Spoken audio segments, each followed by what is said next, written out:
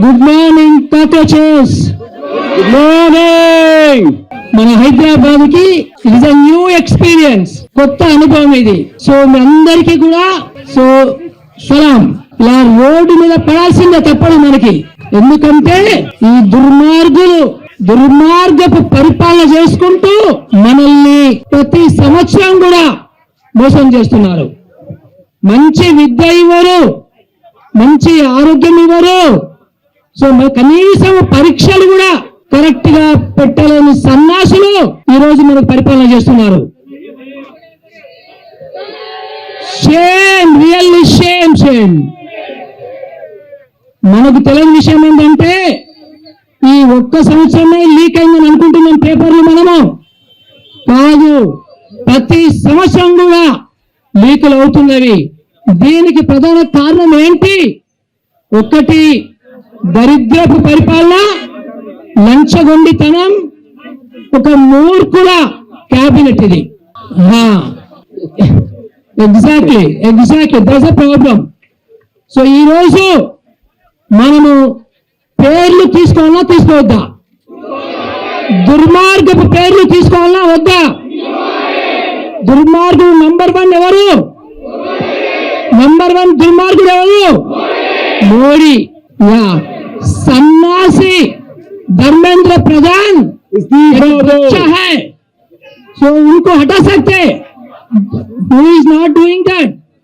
So Modi is protecting him. So Modi is protecting not only him, దేశద్రోహులందరినీ కూడా protect చేస్తున్నాడు. ప్రతి దేశద్రోహిని protect చేస్తున్నాడు. ఈరోజు ఈ దేశము ఎంత సంపద ఉంది, ఈ సంపదతోని మనకి ఇన్ని కష్టాలు అవసరమా? మనకు ఉద్యోగాలు లేని ఇలాంటి ఒక పరిస్థితి అవసరమా? ఒక నాణ్యమైన విద్య ఇవ్వలేని పరిస్థితి అవసరమా? ఈ సంపద అంతా ఎక్కడికి పోతుంది? ఆదాని సంపదను ఎక్కడ పెట్టుబడి పెడుతున్నాడు? ఎక్కడెక్కడో పెడుతున్నాడు. మనకు అంతు చిక్కటం లేదు. ఈ సంపద అంతా ఎక్కడికి పోతుంది? ఆ సంపద వలన మన యొక్క బతుకులు బాగుపడాలి, మన యొక్క విద్యా స్కిల్స్ నిరుద్యోగం నిరూపించాలి. కానీ ఈ దుర్మార్గులు ఏం చేస్తున్నారు? ఈ సంపదని ఎక్కడికడికో తీసుకుపోతున్నారు. దుబాయ్ తీసుకుపోతున్నారు, అమెరికా తీసుకుపోతున్నారు, మొత్తం 150 దేశాలకు తీసుకెళ్లి అసలు సంపదని ఎక్కడ తీసుకెళ్తున్నా అర్థం కాని పరిస్థితి మనం చేస్తున్నారు. ఈ మోడీ 12 సంవత్సరాలు పరిపాలన చేసిన తర్వాత అందరూ మోడీ భక్తులు, అంత భక్తులు ఏమంటున్నారు? బ్రహ్మాండంగా అభివృద్ధి చెందుతుంది దేశం అంటున్నారు. మీరు చూడండి, ఈ రాష్ట్రంలో, తెలంగాణ రాష్ట్రంలో మనకి సుమారుగా 26,000 గ్రామాలు ఉన్నవి. ఎక్కడన్నా ఒక్క గ్రామంలో అయినా కానీ మోడీ కట్టించిన స్కూల్ కనబడుతుందా? 12 సంవత్సరాల్లో ఒక్క ఆసుపత్రి కనబడుతుందా మోడీ కట్టించింది? ఒక్క పేదలకు ఒక ఇళ్ళనే కనబడుతుందా కట్టించింది? ఇంత దుర్మార్గం ఇది, దుర్మార్గం మనిషి. ఇలాంటి వాళ్ళని మనము కాక్రోచ్ అంతరానికి ఎంత ధైర్యం మమ్మల్ని అంటే, మీ జడ్జిలు, మీ అధికారులు, మీ ఎలక్షన్ కమిషను, మీరందరూ ఒక ముఠా, ఒక దొంగల ముఠా ఇది. ఈ దొంగల ముఠా మనల్ని, దేశంలో ఉన్నటువంటి 40 కోట్ల యువతని కాక్రోచెస్ అంటారు. మీరు ఎంత ధైర్యంగా మీకు? సో వీళ్ళని ఒక రోజు మనము వీళ్ళని లాగాల బయటికి రోడ్ల మీదకి. ఎందుకంటే ఎన్ని రోజులు మోసం చేస్తారు, ఎన్ని సంవత్సరాలు మోసం చేస్తారు. ఇంత సంపదని మాకు దక్కకుండా మీరు తమాషాలాడుతున్నారా? సో అందుకని మనం బయటికి రావాలి ఈ రోజు. సో ఈ రోజు పిల్లలకి నాణ్యమైన విద్యలేయండి, నాణ్యమైన.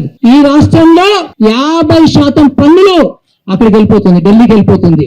మరి 50% పోయినప్పుడు మరి 50% ఆసుపత్రులు, 50% స్కూళ్ళు, 50% రోడ్లు, 50% నిరుద్యోగము సాల్వ్ చేయరు. ఇవన్నీ చేయాలి కదండి, పని చేయరు.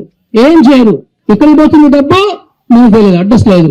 సో ఇలాంటి చాలా చెప్పాలంటే మనకి చాలా ఉన్నది.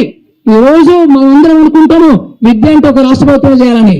రాష్ట్ర ప్రభుత్వం బరాబర్ చేయాలి, కేంద్ర ప్రభుత్వం కూడా బరాబర్ చేయాల్సిందే. మనకి ఈ రోజు ఒక లెక్క ప్రకారము మనకి గ్రాడ్యుయేట్స్ కి, డిగ్రీ చదివిన పిల్లలకి 6% మాత్రమే ఉద్యోగాలకు సంబంధించిన స్కిల్స్ ఉన్నాయట. 6% అంటే మిగతా 94%కి ఎందుకు మనకి స్కిల్స్ ఇవ్వట్లేదు వీళ్ళు? ఏం జరుగుతుంది విద్యార్థులకి? ఏం జరుగుతుంది హైయర్ ఎడ్యుకేషన్ లో? ఇలాంటివి మనకి చాలా విషయాలు ఉన్నవి. నేను మీ అందరితో కూడా సంఘీభావం ప్రకటిస్తున్నాను. అట్లాగే రాష్ట్ర ప్రభుత్వం కూడా మనకు సంబంధించినటువంటి ప్రామిస్ చేసినటువంటి ఉద్యోగాలు వాళ్ళు ఇవ్వాల్సిందే. సో రాష్ట్ర ప్రభుత్వాలు కూడా యాక్టివ్ గా పనిచేయాలి. ఈ రోజు ఒకటే ప్రధానమైన డిమాండ్ మనం సాధించగలిగితే ఇంకొక స్టెప్ ముందు పడుతుంది. ఆ డిమాండ్ ఏం డిమాండ్? ఈరోజు ప్రధాన డిమాండ్ మనకి ధర్మేంద్ర ప్రధాన్ చేయాలి. ధర్మేంద్ర ప్రధాన్ రిజైన్ చేయడం ఒకటే కాదు, జైలుకి పంపించాలి. జైలుకి పంపించాలి, యావజ్జీవ కారాగార శిక్ష విధించాలి. సో ఉత్తగా రేంజెస్ అయిపోయిందా? 2 లక్షల మంది కడుపు కొట్టి 2 లక్షల మంది ఉసురు తీసుకొని ఉత్త రేంజెస్ అయిపోయిందా? వాడు రేంజెస్ ఏం చేస్తాడు? ఇంకో పోస్ట్కి వెళ్తాడు వాడు. సో వాడికి ఉన్నటువంటి ₹1 కూడా ఏమీ తగ్గదు. సో అందుకని వివేక్ ఒకటే కాదు, వాళ్ళని జైలు పంపాలి. యావజ్జీవ కారాగార శిక్షతోని జైలు పంపాల్సిన అవసరం ఉంది. మీ అందరికీ కూడా మేమందరం మాలాంటి వాళ్ళము మద్దతు ఇస్తాము. జై భారత్, జై రాజ్యాంగం, జై తెలంగాణ.